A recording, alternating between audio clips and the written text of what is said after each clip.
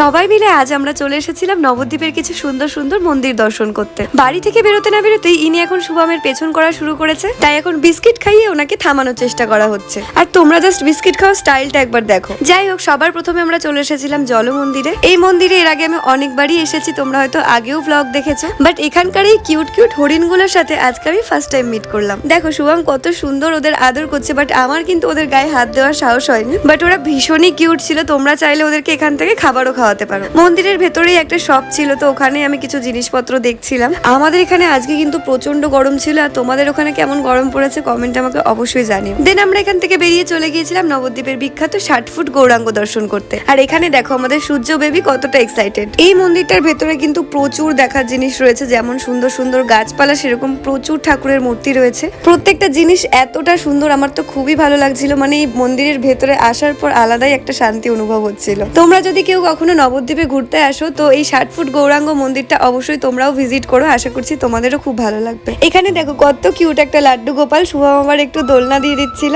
এরপর দেখো মন্দির থেকে বেরোনোর সময়ও কিন্তু অনেক সুন্দর সুন্দর ঠাকুর রয়েছে, আর জলে দেখো কত মাছ।